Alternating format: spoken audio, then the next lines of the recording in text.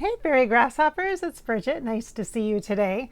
I had to move to the front of my house for this video, so the background and scenery looks a little bit different, and I get that the camera angle's like not perfect, but because as soon as I got outside on my beautiful back patio, boom, neighbor decides to mow his lawn. The neighbor way in the back, and it's not just a regular lawnmower, it's like a big tractor. So I'm like, yeah, okay, so I'm gonna have to move to the front. So here you are. Nice to see you. Hi guys. So I want to do a video for you about clearing. I said in a previous video, one of my vlogs, that I had a clearing session done, and I said that I would do a video to kind of explain to you kind of what that was like for me, or what that's like for me. A clearing, or working with healing, sometimes it can be very helpful to get a tune-up with the assistance of someone else that does work in energetic fields. And what I mean by energetic fields is, understands energy, grids, not just the chakras, which are the 7 energy centers of the body that you work with when you're doing yoga or meditation, but multiple layered grids, which is kind of gets into sacred geometry and understanding kind of cosmic and universal energies. And for some, that maybe would be like an astrology kind of vibe, or just simply connecting to the empath or the clairsentient energy and the feelings, the emotions, that kind of a thing. So clearing and healing to me go hand in hand. They have to be done together in unison. And so I work with a very dear friend of mine who is a very gifted clear healer, and she works with a lot of divine feminine energies.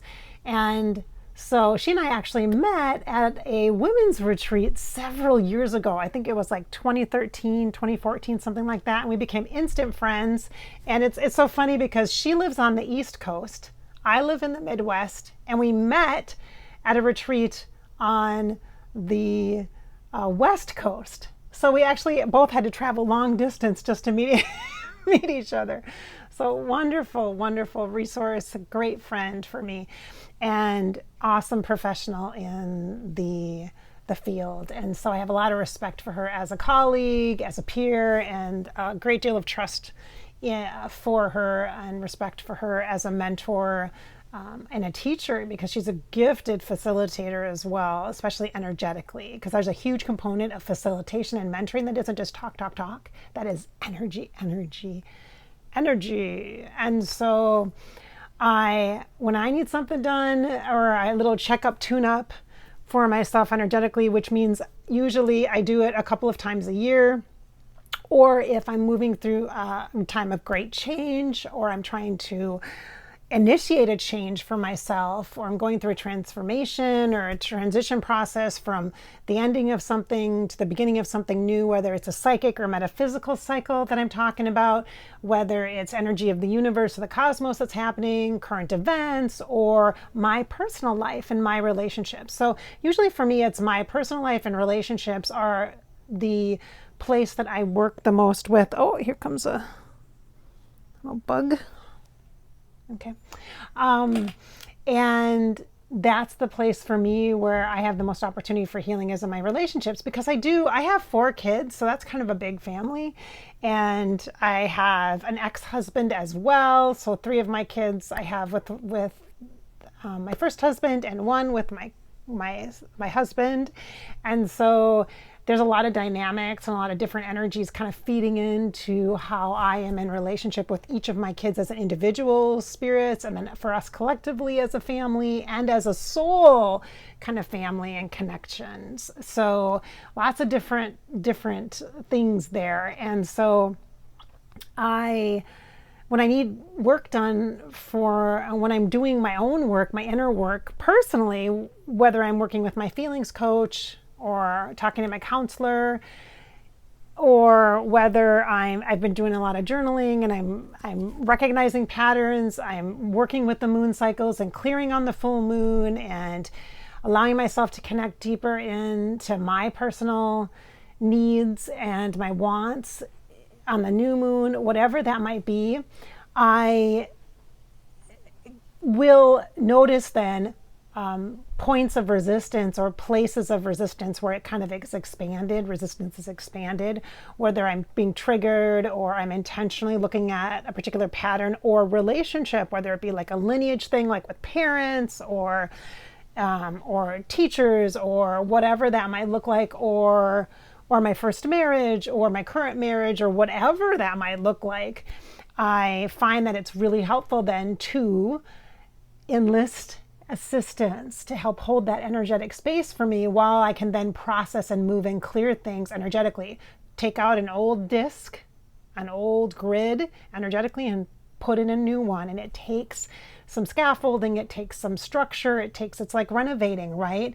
If you're going to renovate a room, or you're renovating a house, you're pulling out old stuff and you're putting in new stuff. So if you're going to renovate your kitchen, you're going to pull out the old sink and put in a new sink and new countertops maybe. And it might just be like surface stuff, like cosmetic changes, like cabinets or just handles or paint, or it might be deeper, like literally the plumbing or the flooring or the subflooring or the electrical, or that, you see what I'm saying? So energy clearing happens at a lot of different levels. So different grids, different things that need to be implemented, and that's the kind of work you can't just do on your own. You need someone else to help hold that space for you, with you, shared intention, and you have to be open and in a place where you can be trusting to receive the energy support of that person. Nobody actually does the work for you. That's a huge myth, you guys. When it comes to clearing or healing work, you can get energy work done on you, like you're taking your car in for a tune-up.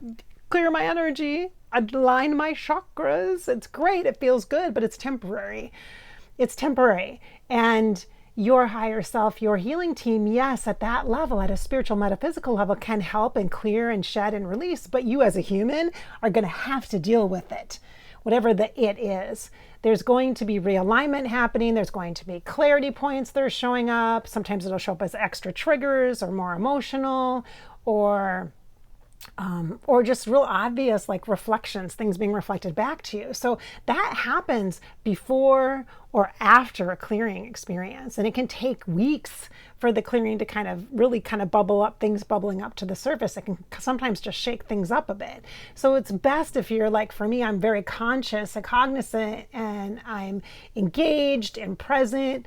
Energetically, I'm doing the work while I'm also having someone else do the work, holding the space, helping to hold the space. To me, that amplifies the incredible amount of healing that I can do, the shifting, the clearing, and it's amazing. It's monumental, and it rocks my world sometimes. It can really kind of shift things up and cause me to ask deeper questions, which is exactly what you need when you're going through a change or a healing process, or you're committing to some new desire or dream. To bring that into fruition, you've got to make room in your life for it. And so clearing and healing is a huge, huge part of that. And so that's what I did. I called her up, I texted her and said, okay, I got to schedule a session with you. I mean, and clearing and healing work can be expensive. This was like distance remote work where we talk a little bit in the beginning, and then I go and I meditate, I relax, I just lay down, or I'll go on a walk sometimes, or I'll just sit in nature. I'm definitely not like making dinner or folding the laundry. Okay, so I'm like, I participate where I just am quiet, or I take a bath or something like that. And so she'll work on me for maybe 40 minutes to an hour. And then she texts me back and asks me if I'm okay and ready to talk. And then I'll be like, yes or no. Sometimes I just go take a nap after that, and I'll check with her back later that day or the next day, because I work in it. I jump in it, and I'm like in it while it's happening. And sometimes I record what I'm experiencing. Sometimes I take notes and write what I'm experiencing. And then she and I, when we're talking about stuff, she kind of gives me a high level summary of what she worked on and what she noticed and what she saw. And this is like metaphysically. So when I say what she saw, so like clairvoyantly. And if there's stories that are attached to them, or emotions or other people, she'll mention that, and we'll talk about that a little bit. And then I will also we'll compare notes. So I will also be like, oh yeah, and here's what I had this, and I had that, and I had this, and that makes sense because this is what came up, and that was it. And then that's it. Then I leave it. I don't rehash things. I don't go deeply through detailed notes. I don't re-listen to any audios that I I may have recorded over and over and over again to try to figure things out with my mind. It's done. It is done, it is done, it is done. And then if stuff starts to come up after, in the days and weeks after, I just journal. I journal about it, and I let myself stay open and engaged so I can continue to receive the benefits of the clearing, which means releasing stuff, getting rid of old patterns, which means they're going to be active or activated. And so resistance will come up, but it won't come up as like this big wall that you're banging your head against. It comes up like in pieces. It's way bite-sized chunks and easier to manage. And it's not hard necessarily. Some of the lessons or messages, might be hard. But I know that I need that. I want to know. I'd rather know than be ignorant, and really be actively engaged and participate in my own healing and my own clearing as a spiritual being and a human being. In order to be united in a relationship with my spirit while in a human body, I have to be willing to work on that relationship. And to me, this is core for that. Like, this is wellness, energetic wellness. To me, healing is a lifestyle. You've probably heard me say that before. It's not an event. It's not a one-time thing. It's not a session you have with somebody. And I know that can be confusing because there's a lot of buzzwords and a lot of different descriptors that people use to describe different things in the metaphysical work or spirituality, self-development, personal development world. And it can be confusing because one person's healing is a different person's normal wellness check-in exercise. You know what I mean? And so don't hold on too tightly to a definition or a label. Just really allow yourself to be open to the experience of the flow of energy, whatever you are working on or with. Instead of trying to figure it out with your brain, that only gets us so far, especially if you're working with your spirit. It's all about the energy and the relationship between the mind and the soul. And the body really helps with that. And during a clearing experience, the heart and the body, I find, really kind of partner and work together to hold that space for the soul and the mind to have their communication time together, to share the experience. And it just enriches everything. It's not all like light and fluffy and rainbows and the unicorns are flying. It's not that. Sometimes it's tough and it's emotional, and yet at the same time, not knowing is harder than knowing stuff. I mean, it's like you can't just, I think it's a personal thing, the way people approach healing and clearing work. But for me, I'm like, I have to, if I'm not willing to go there to look at things or to see things, and let me just be clear, I'm not willing to go to the shadow and work in the darkness, and that's what clearing is for me, and I have to just do that all the time because, I'm bad as whatever, and I like that, and I want to get all sweaty and angry and just pissed off, and I want to just deal with my problems and fight my dragon demons. Not the good dragons, the demon ones. But it's like, that's not me. Like, I'm not interested in proving how strong I am by bragging about how awesome I am at working at my hard stuff and my shadows, and I'm constantly every month and multiple times just going into my shadow and fighting my shadow and willing to face the dark in me. I'm not like that. It's so not that dramatic. And I know that there's a whole like genre of spirituality that's all about that. And I'm not saying, okay, so let's be clear. Shadow work is good. It can help you dealing and working with resistance in a lot of different ways, working with trauma-informed care, all that stuff. Everything like that has a place and is in service and works, but it's not like this, not like intensive clearing isn't like in suffering over and over and over again just to like purify yourself is not the point of being a human and being connected to your soul. We're not here to suffer, and you don't have to suffer to heal either. Okay, I really do not believe that. You can have a joyful walk in nature and not pay a dime for it, and it totally recharges your heart space and clears your heart chakra and opens up your spirit and lets your mind just appreciate sensory input, through color, through sound, through all these beautiful things in nature. And that's amazing. And that's clearing and healing all at once. Do you see? So there's a huge range of clearing and healing stuff. There's a lot of, I think, information out there that is very specific or niche oriented, that when you're in a place and you need that, then yes, it's perfect. But I think that we can get, as people can get so overboard or fixated on, well, it has to be harder, it's not working. That's not true. But also, we can't go too far to the other extreme where, well, I'm just not going to think about it and then it's not there. Well, that's not true. Because if that was the case, I'd be like, I'm just not going to think about my bills, because then they won't be there. And then pretty soon there becomes a snowball of avoidance that causes lots of problems for you in the future because you didn't pay your bills or open your bills, or you know what I mean? Like, see, so there has to be this little bit of a flow, which some might say is balance, but I like to have it be in like a moving energy, in like a flow state or a movement state, because it is. So yeah, so what did I work on in my recent healing session? I worked on my motherhood role. And now that I have two kids that are 18, and I have an 18-year-old and a 20-year-old now, and they're in different stages of their lives and very much going through that early adulthood, which is, there's a lot of learning that happens there by trial and error. And then also like another milestone moment with a graduation from high school, and then I have another one next year, graduation from high school. So there's a lot of stuff going on. So I'm like, as a mother, releasing, creating some room for myself to release my own dreams and desires once again, because when you have so many kids, I think, and I mean, for us, probably not that many, but for me, it's a lot. It's been a lot, and it's been a huge focus in my life and major priority in my life. And now it's like they're at a place where they can start doing more things for themselves, and they have been, but I'm trying to let go of the worry that I have, and the concern that I have, and the management role that I have about their lives, their stuff. Do you know what I mean? As much as I can.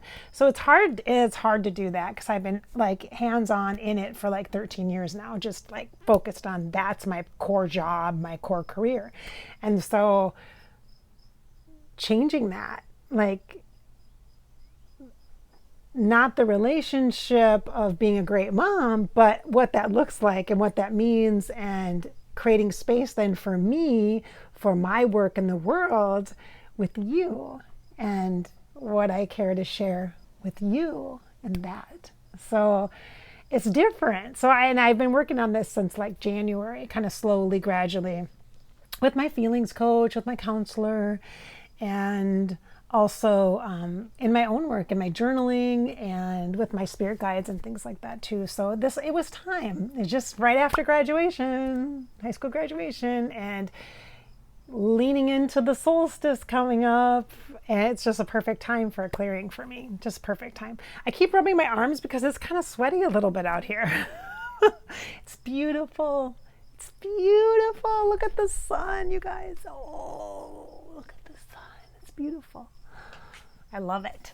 Love it. Summer's a good time for me for clearing, because I'm willing to, let my body feel it, and I can do a lot of movement work, like walking, just the rhythmic walking, and feeling the energy flow, feeling my body as part of my intuitive experience and my human experience, just this great partnership, and it feels really good. So yeah.